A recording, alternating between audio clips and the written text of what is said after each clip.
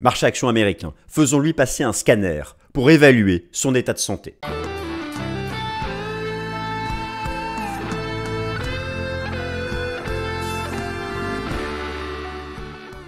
Alors chers amis, je suis ravi de vous retrouver pour la nouvelle édition du Top Gun. Nous allons revêtir ensemble notre blouse de médecin généraliste ou voire même non, notre blouse de spécialiste, car nous allons faire passer ensemble au marché action américain, aux grands indices boursiers américains, un scanner, une IRM, une radio, enfin que sais-je encore, trêve de métaphores. Nous allons chercher à évaluer l'état de santé cardiaque du marché action américain, alors que s'oppose, pour les mois qui viennent, le scénario d'une reprise du bear market de 2022 sur fond d'une récession qui serait quasi certaine pour certains, ou la poursuite de la tendance haussière en place depuis le mois d'octobre dernier, sur fond d'une récession qui serait évitée et surtout d'une désinflation structurelle qui permettra à la Fed, à la Réserve fédérale des États-Unis, de pivoter pour la bonne raison, à savoir un retour de l'inflation autour des 2% d'ailleurs cette semaine, mise à jour de l'inflation aux États-Unis, mardi. Faisons passer ensemble un scanner au marché action américain en 10 examens médicaux. Examen médical numéro 1, le chartisme de moyen long terme et l'aspect fractal pour le S&P 500. Examen médical numéro 2, la radiologie quantitative des actions de l'indice S&P 500.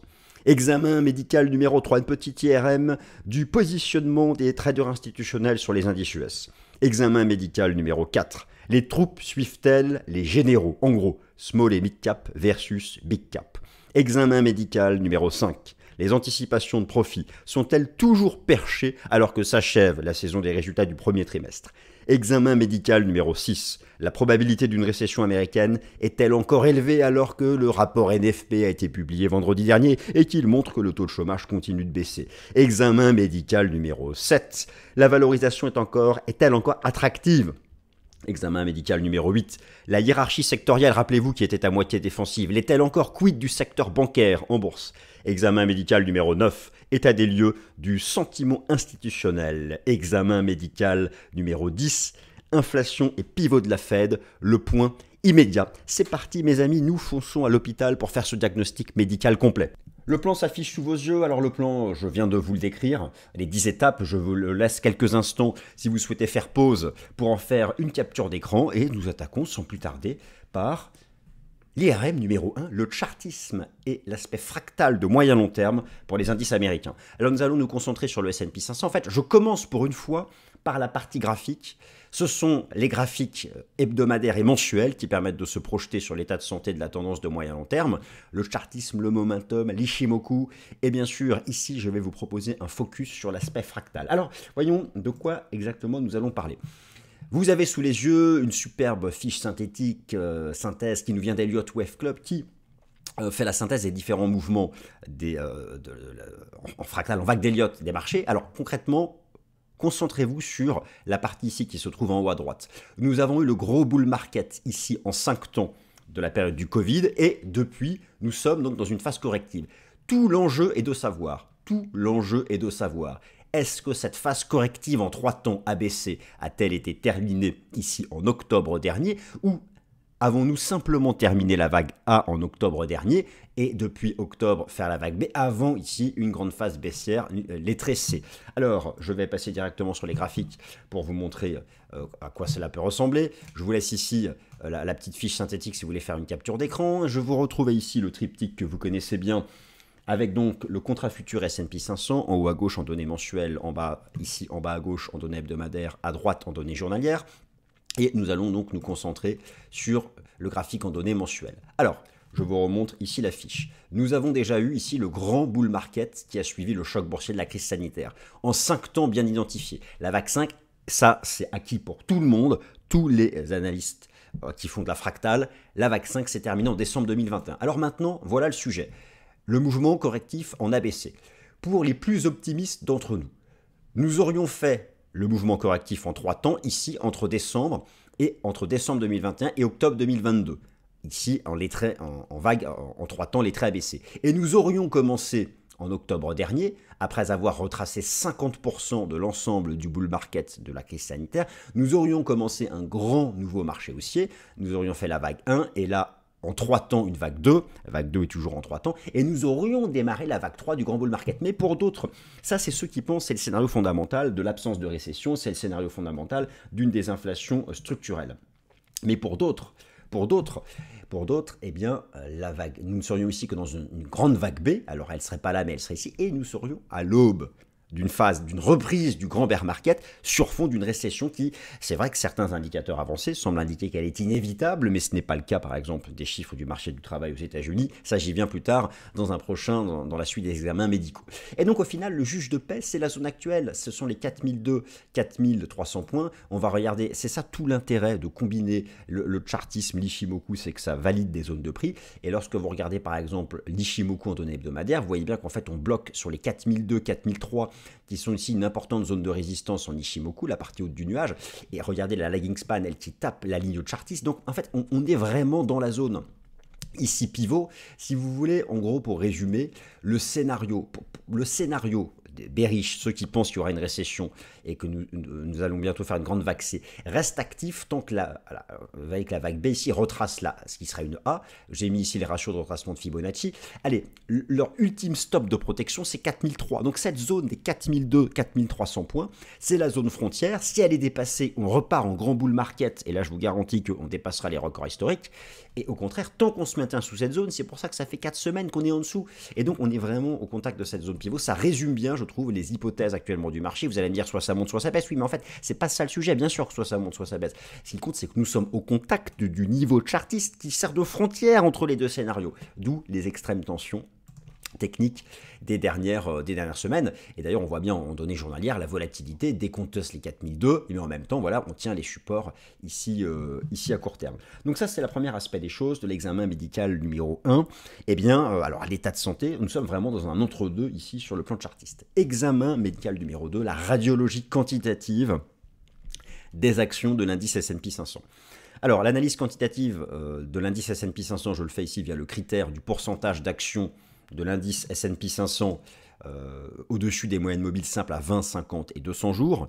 Le pourcentage d'actions au-dessus de la moyenne mobile simple à 200 jours permet de juger du niveau de surachat et de survente pour la tendance de moyen long terme. Nous, ce que nous allons regarder, c'est le pourcentage d'actions du S&P 500 au-dessus de la moyenne mobile à 200 jours pour le moyen long terme et 50 jours pour le court terme. Et en fait, vous allez voir, ce qui est intéressant, c'est qu'au stade actuel, on est vraiment... Alors, déjà, pour ce qui est du court terme, il y a toujours quelque chose qui est super propre. Ça, je vous l'ai déjà montré à plusieurs reprises. On est toujours dans une phase de reprise. Ici, vous avez le pourcentage d'actions au-dessus de la moyenne mobile simple à 50 jours. Et bien ici, regardez, c'était le point haut de fin janvier parce qu'on était sous résistance. Il y avait quasiment 80% des actions au-dessus de la MM simple 50 jours, c'était un surachat. Mais voilà, là, le rebond en place depuis la mi-mars et le point bas du choc boursier de la mini-crise bancaire, c'est lorsque le pourcentage d'actions du S&P 500 au-dessus de la moyenne mobile à 50 était sur support. On est toujours dans cette phase de reprise. Maintenant, pour ce qui est du moyen long terme, regarde le pourcentage d'actions du S&P 500 au-dessus de la moyenne mobile à 200 jours. Alors ce qui est passionnant, c'est que vous regardez dans l'histoire tous les points bas de bear market, le point bas de 2002, le point bas de la crise financière de 2008, le point bas de mars 2020 de la crise sanitaire, ou encore même le point bas d'octobre 2022. Alors octobre 2022, c'est là. Hein, c'était pile ici, c'est donc bien cette phase de reprise qui interroge. Hein, pour certains, c'est soit une grande B avant de faire une grande C baissière, ou au contraire, nous aurions démarré un nouveau bull market, une vague 1, et là on aurait fait la vague 2, et vous voyez ce que je veux dire. Bon, eh bien, ce qui est intéressant, lorsqu'on applique l'analyse chartiste au pourcentage d'actions au-dessus de la moyenne mobile à 200 jours, eh bien, regardez ce qui s'oppose. On a à la fois ici le double bottom qui a été fait dans les zones de points bas historiques, on voit par rapport au précédent bear market, mais en même temps, vous voyez, regardez la forme chartiste. Certains voient ici une sorte d'épaule, tête-épaule, et donc c'est pour ça que c'est passionnant et que ça confirme, regardez comment ça confirme à quel point actuellement cette zone des 4002, 4003 est une zone frontière sur le S&P 500, c'est que là aussi, sur le plan quantitatif, le niveau ici qui sépare ce niveau horizontal, c'est à la fois la ligne de coup du double bottom et c'est la ligne de coup d'une potentielle épaule-tête-épaule. Donc vous imaginez vraiment à quel point ici, sur le plan quantitatif, nous avons ici un patient qui peut basculer, qui est dans une phase de stress, et là aussi, c'est un diagnostic qui reste incertain, et c'est donc pourquoi il faut poursuivre cet examen médical en faisant un IRM cette fois-ci, du diagnostic, un IRM du positionnement, je m'en mêle les pinceaux dans ces métaphores, je vais arrêter tout ça, du positionnement des traders institutionnels sur les indices US au CME. Alors, Vous savez que pour ça, donc, j'utilise les données du rapport Commitment of Traders. Les données sont rendues publiques chaque vendredi soir dans le cadre de la publication du rapport Commitment of Traders de la CFTC, le régulateur américain des contrats futurs. Les catégories Asset Manager et Leverage Funds représentent les gérants et traders institutionnels. Et donc, il faut s'intéresser au positionnement des mains fortes sur les indices boursiers S&P 500 pour les big cap, Russell 2000 pour les small et mid cap. Et bien actuellement, ce que j'ai noté, c'est une très forte divergence entre le positionnement des asset managers et des hedge funds. Alors, globalement, ce que je dois vous rappeler, c'est que les asset managers sont ceux qui représentent le plus de volume. Mais regardons ça en détail. Donc, je suis ici sur le site du CME.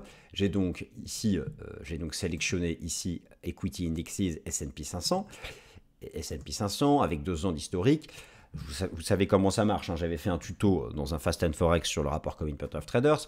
Les positions longues, l'histogramme bleu, les positions short, l'histogramme orange, la position nette, la différence entre les deux, la ligne jaune, elle est toujours haussière. Et chez les asset managers, il y a plus de positions longues que de positions à l'achat. Mais chez les hedge funds, c'est le contraire. Chez les hedge funds, il y a de plus en plus de positions à la vente et ça montre à quel point, regardez les amis, ça montre à quel point nous en sommes ici au 3e examen médical, ça montre à quel point nous sommes dans une zone de tension à 4002, 4003 parce que là, on a vu que c'est une zone de tension chartiste, c'est une zone de tension quantitative et là, au niveau du positionnement des institutionnels, vous avez les asset managers qui ont tendance à croire qu'il n'y aura pas de récession et qu'on dépassera la résistance, mais les hedge funds, eux, shortent massivement. Et là aussi, c'est un entre-deux, car on peut vraiment avoir une confiance dans un mouvement de marché lorsque asset manager et hedge fund avancent ensemble. Et là, ce n'est pas le cas. Alors maintenant, on va élargir ça au small et mid cap. Je vais donc changer d'indice et je vais aller nous chercher le Russell 2000. Alors, sur les hedge funds, il y a toujours plus de positions short que de positions longues, mais la position nette remonte vers 0. Et chez les asset managers, il y a plus de positions short que de positions longues, et la position nette baisse. Donc, clairement, les institutionnels doutent de la capacité des small et des big cap à se reprendre, parce que peut-être que la majorité d'entre eux envisagent une récession. Et donc, c'est pourquoi, là, on est encore obligé d'aller chercher un autre chirurgien et de voir ce qu'il peut faire plus en profondeur. Alors, quatrième diagnostic, quatrième étape, les troupes suivent-elles les généraux? Alors, les troupes suivent-elles les généraux? De quoi est-ce que je parle? Vous savez, pour avoir vraiment confiance dans un marché haussier ou baissier structurel, il faut que les small et les mid accompagnent le mouvement des big cap. Depuis octobre dernier, ce sont les big cap qui se reprennent. Je veux dire, vous enlevez les GAFAM, vous enlevez Amazon, vous enlevez des grosses capitalisations boursières, les indices sont tout en bas. Je vais vous montrer, justement, c'est la partie numéro 4. Je vais vous montrer l'indice Russell 2000, les 2000 plus importantes capitalisations boursières. Je vais vous montrer l'indice boursier des micro-caps américaines. C'est tout en bas, il n'y a pas eu de rebond depuis octobre. Il n'y a que le SP 500 et le Nasdaq qui ont rebondi. Donc c'est là, ça montre à quel point il y a une incertitude macroéconomique parce que qui est beaucoup plus sensible? Les big cap, elles ont de quoi encaisser. Les small et mid cap, les petites entreprises, l'évolution des conditions de financement, la hausse des taux d'intérêt, là les difficultés bancaires, vous savez, la crise des banques régionales américaines, c'est une hécatombe. L'indice sectoriel S&P 500 des US Regional Banks perd 40% depuis le début de l'année. Et donc, il y a une incertitude sur l'environnement des petites et moyennes entreprises. Et là aussi, c'est un diagnostic technique. Malheureusement, on en est au 4e examen et on voit bien l'incertitude parce qu'il y a des incohérences. Alors, je vais vous montrer ça ici. D'abord, je vous montre ici l'indice des micro-caps américaines. L'indice des micro-caps américaines en données mensuelles. Regardez. Il n'y a pas eu de rebond depuis octobre. On est toujours en bear market depuis quasiment l'été 2021. Et là, c'est chaud d'ailleurs en Ishimoku sur l'indice des microcaps. Si je passe maintenant sur le Russell 2000, lui, il est au bord du gouffre technique. Et je vous ai montré que le positionnement institutionnel était plutôt baissier. Je veux dire, si le Russell 2000 casse cette zone, on part en crack. Et le S&P 500 échouera définitivement sous la résistance des 4002, 4003. Mais en même temps, pour certains, c'est la zone support. Donc il y a certains qui payent. Enfin voilà, c'est pour vous montrer que tous ces marchés actuellement sont sur des zones chartistes importantes et que là, pour le moment, les troupes ne suivent pas les généraux. Et que pour avoir confiance dans la reprise haussière depuis octobre dernier, il faudra impérativement que ces indices de small et mid cap rebondissent sur les supports. Examen numéro 5, les profits prospectifs sont-ils encore parchés après les résultats du T1? Alors ça, j'ai pu vous en parler un certain nombre de reprises. Déjà, on fait un bilan des résultats du premier trimestre. C'est quasiment fini. Alors, overall, Bilan des résultats financiers du premier trimestre 2023, moins 3,7% pour les bénéfices des entreprises américaines, mais 74% des entreprises américaines ont battu le consensus, et surtout, le premier trimestre est considéré comme étant en fait un trimestre de creux passager. Là, vous allez voir, c'est complètement incroyable, et c'est en opposition totale avec ce que nous disent les indicateurs macroéconomiques avancés, enfin pas tous, c'est pour montrer à quel point, quel que soit le domaine, là, que ce soit la partie technique ou fondamentale, nous sommes partout dans un entre-deux, avec des indicateurs qui donnent des messages complètement paradoxaux. C'est à s'arracher les cheveux, c'est à devenir fou, mais en même temps, c'est d'un intérêt, moi ça me passionne. Regardez ici les bénéfices anticipés pour les entreprises du S&P 500. Là, donc, il y a eu un creux dans le premier trimestre. Ok, je viens de vous le montrer. Mais regardez l'optimisme du marché. Ils anticipent un énorme rebond. En gros, les analystes financiers sont hyper optimistes. Ils pensent qu'il n'y aura pas de récession. Et c'est vrai que lorsqu'on regarde les chiffres du marché du travail américain, ça ne sent pas la récession. Donc actuellement, d'un point de vue de ces anticipations bénéfices, il y a un optimisme exacerbé, mais finalement, je me demande si finalement, historiquement, les analystes financiers ne sont pas tout le temps optimistes et qu'ils sont toujours en retard. Bon, écoutez, on verra bien. Maintenant, on est encore obligé du coup de pousser, d'aller plus loin, d'aller vraiment voir au fond de ce corps du marché action américain. La probabilité d'une récession US est-elle encore élevée après le dernier rapport NFP? Alors là, c'est un sujet que je traite souvent ici avec vous, la probabilité d'une récession aux États-Unis. J'utilise tous ces indicateurs-là, et ce que je vous remontre ici, parce que j'ai tout actualisé, c'est la notation de 1 à 10. Lorsque c'est 10, c'est probabilité de récession quasi certaine. Lorsque c'est 0, c'est probabilité de récession quasi nulle. Quasiment tous les indicateurs macroéconomiques avancés indiquent qu'on va aller en récession. L'inversion de la courbe des taux, les indices PMI, ça c'est beaucoup de hard data, mais la véritable, le juge de paix, la hard data par excellence, qui elle nous dit qu'il n'y a pas de récession, c'est le marché du travail américain. Et justement, eh bien, le marché du travail américain, il y a eu donc vendredi dernier la mise à jour du NFP aux États-Unis, le rapport NFP, le rapport sur le marché du travail américain. Regardez, le taux de chômage continue de baisser, et c'est ça qui rend en fait complètement fou les analystes économiques, c'est que vous regardez un certain nombre d'indicateurs avancés. Vous regardez mais écoutez, je vous remonte ça tout de suite. Regardez. Par exemple, les job cuts. Les job cuts. La pente haussière que prennent les destructions d'emplois aux États-Unis. La moitié des banques régionales américaines qui est en difficulté. Et pourtant, le taux de chômage américain est encore tout en bas. Me direz-vous, peut-être que ce rapport NFP est en retard. Mais effectivement, lorsqu'on regarde les indicateurs économiques de l'emploi avancé, je parle de l'emploi avancé, le nombre d'embauches, les destructions d'emplois, la courbe du nombre d'embauches vient de croiser en tendance baissière à la baisse, la courbe des job cuts à la hausse. On se dit, comment ce taux de chômage peut se maintenir tout en bas? Est-ce provisoire? Est-ce que le rapport officiel est en retard? Ça, c'est pourquoi chaque mois ce rapport est actualisé. Mais c'est vrai que là, par rapport au débat sur la probabilité d'une récession, tous les indicateurs avancés nous disent que c'est certain, on y va. Reprenez mes derniers Top Gun, je vous ai notamment montré le leading indicator du Conference Board, mais je vous en ai montré un certain nombre d'autres. Et à chaque fois, le marché du travail dit non. Bon, donc là, c'est ça aussi, même sur ce plan vraiment global macroéconomique, il y a des paradoxes aussi puissants que ce qu'on a vu pour la partie technique des indices boursiers. Donc c'est pour ça, là, lorsque le spécialiste va rendre son diagnostic final après ces 10 examens, on voit déjà que ça va être un entre-deux et qu'il va falloir qu'on nous ayons davantage de data pour pouvoir approfondir ça lors des prochaines semaines. Je voulais aussi vous montrer ici un indicateur de la Réserve fédérale de Saint-Louis qui probabilise une récession, le Real-Time Sam Real Recession Indicator, qui est en fait la moyenne mobile du taux de chômage à 3 mois. Et ce qu'il est dit, c'est lorsque la moyenne mobile du taux de chômage à 3 mois augmente de 0,5% par rapport à son previous 12 months low, eh bien nous serions en récession. Là, on est à 0. Donc là, pour l'instant non, alors que les job cuts, ça a vraiment une sale apparence. Donc il faut qu'on poursuive l'examen et qu'on en arrive à la 7e étape. La valorisation, c'est pour ça qu'il faut faire 13 ans d'études pour être spécialiste, parce qu'il y en a des étapes. La valorisation est-elle encore attractive selon le price earning de Shiller et le PE forward? Alors ça, je vous en ai déjà parlé plusieurs fois. Actuellement, les valorisations peuvent sembler attractives, en fait, globalement partout.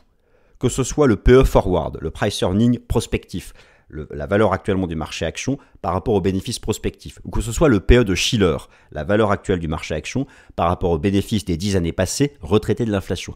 Partout, nous sommes dans les moyennes. Mais ce qui est grave, c'est que par exemple, avec le PE forward, nous sommes dans la moyenne, mais c'est parce que les bénéfices prospectifs sont perchés. Donc forcément, lorsqu'on compare actuellement le prix des actions aux bénéfices attendus, bah oui, c'est dans la moyenne. En plus, ce n'est que dans la moyenne, ce n'est pas tout en bas. Mais imaginez qu'on se trompe sur les bénéfices prospectifs. Mais alors là, le marché action est hyper cher.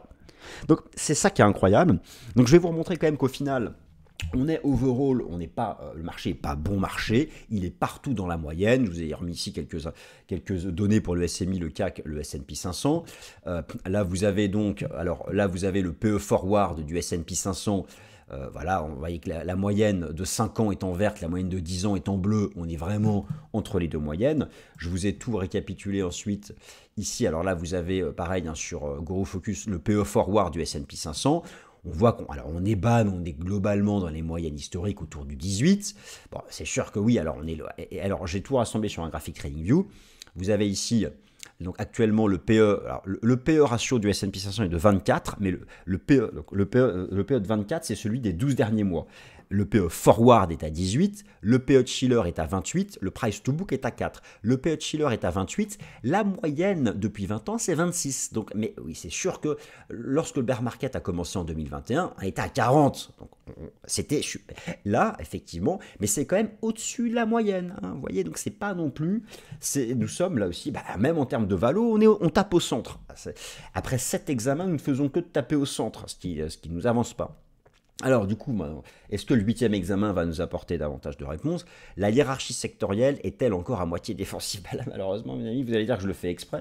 Mais là aussi, je vous avais montré ça il y a 3 semaines, que dans la reprise du marché action depuis octobre dernier, pour avoir vraiment confiance dans un bull market, il faut non seulement que les small et les mid suivent les big caps, mais il faut aussi que les secteurs les plus cycliques soient tout en haut de la hiérarchie et que les secteurs défensifs soient tout en bas. Ça montre vraiment que là, on a une confiance macroéconomique dans la reprise des actions. Eh bien, on a encore un mélange de secteurs cycliques et défensifs.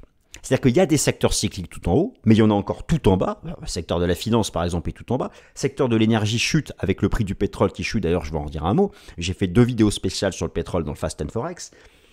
Et bien là, c'est toujours pareil. Alors, j'utilise pour ça les 11 super secteurs du S&P 500 ou les 20 super secteurs des actions de l'indice Eurostock 600 pour l'Europe. Bon.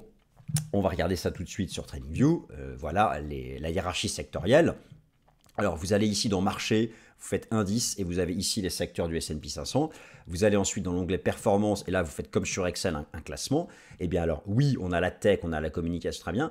Très bien, ça c'est cyclique, mais juste après, Consumer Staples, Healthcare, Utilities, mais surtout on a Staples. Staples, c'est le secteur défensif par excellence. Donc je dirais que c'est un peu moins défensif qu'avant, mais on a quand même les produits de base qui sont en 4e position. Et surtout, le bull market, on ne peut pas faire confiance à la reprise tant que l'énergie et les valeurs financières sont tout en bas. Et donc, notamment le secteur bancaire. Donc là d'ailleurs, on va regarder ensemble. Alors sur TradingView, vous avez tout. Vous avez ici les 11 indices. On va prendre ici l'indice sectoriel des valeurs financières du S&P 500. Bon, vous voyez que, alors, on est sur ce support qui était d'ailleurs le niveau avant le choc boursier de la crise sanitaire. Mais ça, c'est vraiment le bord du gouffre. Mais c'est vrai qu'on tient le support, mais on ne rebondit pas. En fait, voilà. Pour vraiment, imaginons pour avoir ce scénario le scénario le plus bullish. On va reprendre ce que je vous ai proposé en tout début de vidéo ici avec les différents scénarios en fractal qui s'opposent. Pour avoir ce scénario vert le plus bullish d'une grande vague 3, il est impératif que tous les secteurs cycliques contribuent. Il est impératif que tous les secteurs cycliques, et en particulier que cette crise du secteur bancaire se termine. Et là, je vous montre encore, donc en gros, voilà, ça il ne faut absolument pas casser ce niveau pour continuer de croire à la hausse, car si on casse ça, définitivement, le S&P 500 va échouer sous la résistance des 4002-4003 et repartir en bear market. Et vous savez qu'il y a aussi l'indice sectoriel des regional banks, et c'est encore, il est pire lui, il perd 40% depuis le début de l'année. Bon, voilà. Donc ça, ce qui est un peu compliqué, c'est donc qu'on a une hiérarchie sectorielle qui est encore plus ou moins encore aussi dans un entre-deux. Donc là, on arrive au 9e examen, c'est toujours balle au centre. État des lieux du sentiment des gérants institutionnels. Alors, vous savez que statistiquement, les gérants institutionnels sont gagnants, au contraire des traders particuliers. Alors, voici quelques outils pour juger le sentiment des traders institutionnels. C'est vrai qu'en général, le sentiment des traders institutionnels, Les mains fortes s'opposent au sentiment des traders particuliers, dites les mains faibles.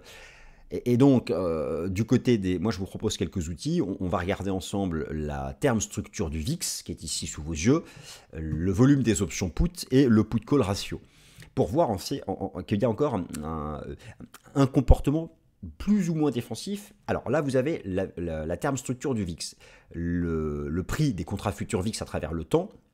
Donc la courbe là est en contango, ce qui est assez classique, mais c'est pas un contango très marqué, donc vous voyez que ça culmine à 24, 25, et si vous allez donc regarder le VIX, l'état actuel du VIX, on va se mettre ici le graphique moyen long terme du VIX, en gros le marché semble anticiper que la vol ne dépasse pas cette zone.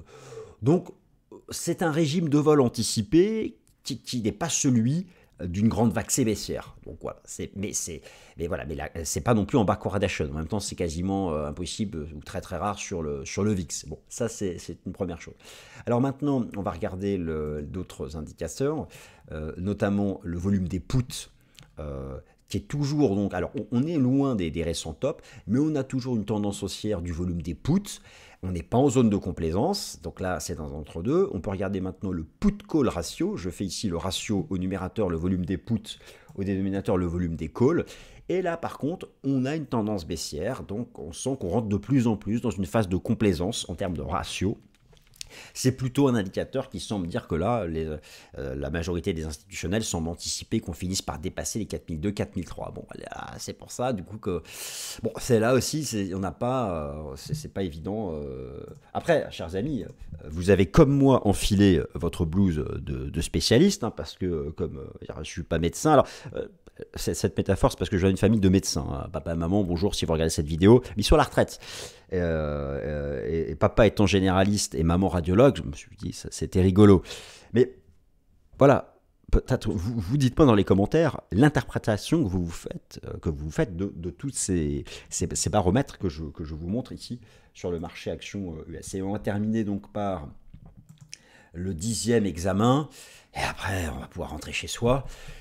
C'est une semaine de mise à jour de l'inflation aux États-Unis. Vous savez, pour vraiment que le marché action américain dépasse la résistance des 4002, 4003, il faut que les taux d'intérêt du marché baissent. Là, je vous montre à quel point vous avez un graphique qui superpose les bougies japonaises en données hebdomadaires du S&P 500. Vous comprenez bien, le début du bear market, l'énorme épaule tête épaule, c'était l'envolée haussière des taux d'intérêt. Et vous voyez que les taux d'intérêt reculent désormais, ont tendance à reculer. Pour que les taux d'intérêt du marché continuent de reculer, il est impératif que la Fed pivote. Pour que la Fed pivote, alors d'ailleurs au passage, les anticipations du marché maintenant, d'après les anticipations du marché, la Fed pourrait pivoter à l'automne prochain, c'est-à-dire que a priori le taux terminal a été atteint la semaine dernière à 5,25 et que la Fed devrait démarrer une tendance baissière de cette taux d'intérêt, mais ça c'est quasiment de la poudre aux yeux. Je veux dire, alors pour que ça se réalise, en fait, il faut que la Fed, pour que ce soit haussier, il faut que la Fed pivote pour la bonne raison. Si la Fed pivote parce qu'il y a une récession, ça ne fera pas monter le marché action parce que les bénéfices prospectifs vont baisser, vous avez compris. Mais si la Fed pivote parce que l'inflation est vaincue, c'est bien. Alors ça tombe bien justement parce que cette semaine, c'est la mise à jour de l'inflation aux États-Unis. Je vous remonte ici Trueflation qui est au plus bas. Donc ça, c'est plutôt positif. Alors, attention, parce que l'inflation actuellement, le CPI est à 5. D'après l'algorithme de la Réserve fédérale de Cleveland, l'inflation d'avril va remonter à 5,20. Elle est publiée ce mardi. Mais c'est parce qu'il y a eu entre-temps un rebond du prix du pétrole, qui d'ailleurs s'est complètement dégonflé. Et là, les gaps aussi ont été comblés. Ça allait dans le sens de mon scénario. Je vous invite à reprendre le Fast and Forex de mercredi dernier pour avoir les détails, et regardez, les anticipations pour ensuite mai sont à une reprise de la tendance baissière du taux d'inflation. Et donc overall, lorsqu'on regarde les composantes de Trueflation, eh bien l'immobilier fait toujours un nouveau plus bas, les transports, ça semble repartir à la baisse, utilities, c'est tout en bas, alimentation, boisson, c'est aussi attendez, voilà. Voilà, hop, je vais mettre ça comme ça. Voilà, donc alimentation, boisson, c'est tout en bas. L'immobilier, c'est tout en bas. L'utility, c'est tout en bas. La santé fait un nouveau plus bas. Donc voilà, hormis les transports qui ont remonté parce que le prix du pétrole a remonté, mais là, le prix du pétrole est revenu tout en bas, on se dit que l'inflation devrait, lors des prochains mois, continuer de baisser. Mais maintenant, ce qui comptera, c'est bien sûr la probabilité d'une récession. Voilà, chers amis, écoutez, ainsi s'achève le diagnostic médical du marché action américain. Et au fond, maintenant, je dirais que l'ultime juge de paix, ce sera le marché du travail américain.